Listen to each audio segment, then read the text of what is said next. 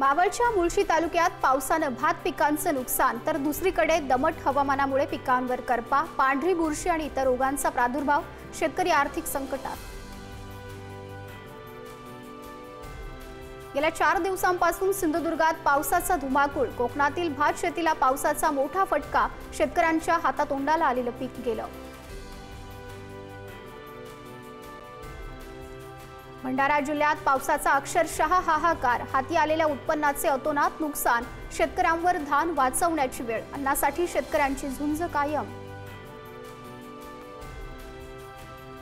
भंडाऱ्यात कुजलेलं धान घेऊन नाना पटोलेंच्या नेतृत्वात शेतकऱ्यांनी जिल्हाधिकाऱ्यांपुढे मांडल्या समस्या, सरसकट नुकसान भरपाईची शेतकऱ्यांची मागणी। चंद्रपुरात सततच्या पावसामुळे सोयाबीनचं नुकसान, शेतकऱ्याने 6 एकरावरील पीक दिलं पेटवून, शेतकरी हतबल। अतिवृष्टीमुळे वाशिम जिल्ह्यातील पारंपरिक पिकांसोबतच आले पिकाचंही नुकसान, शेतात पाणी साचून राहिल्यामुळे कंदसड तर आता करपा रोगाचाही प्रादुर्भाव। यवतमाळच्या भांबोरामध्ये अतिवृष्टीमुळे कापूस पिकाला पात्या आणि बोंडे, हवालदिल झालेल्या शेतकऱ्यांना उभ्या कापूस पिकामध्ये ट्रॅक्टरद्वारे केली नांगरणी, त्यात सरकारनं तुटपुंजी मदत जाहीर केली आहे, मात्र ती सुद्धा मदत शेतकऱ्यांच्या खात्यात आली नाही।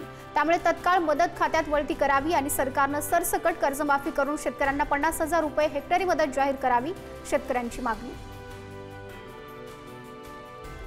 नाशिकच्या निफाड तालुक्यात गेल्या आठवड्यात झालेल्या मुसळधार पावसाचा मिरची पिकाला फटका, अतिवृष्टीमुळे शेतातील उभं मिरचीचं पीक पाण्याखाली गेल्यानं मोठं नुकसान।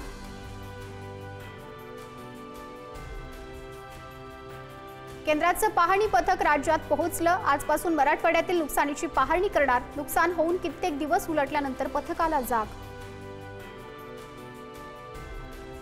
अकोल्यातील बार्शी टाकळी तहसील समोर अतिवृष्टी अनुदानाच्या मागणीसाठी शेतकऱ्यांचं साखळी उपोषण, सप्टेंबर 2025 मधील अतिवृष्टी आणि पुरानं नुकसान झालेल्या 27,000 शेतकऱ्यांना अद्याप मदत मिळाली नसल्यानं शेतकऱ्यांचं उपोषण। नाशिकच्या निफाडमध्ये द्राक्ष शेतीतून उद्ध्वस्त झालेल्या शेतकऱ्याची विष प्राशन करून आत्महत्या, पावसानं शेतकऱ्याची संपूर्ण द्राक्ष बाग उद्ध्वस्त।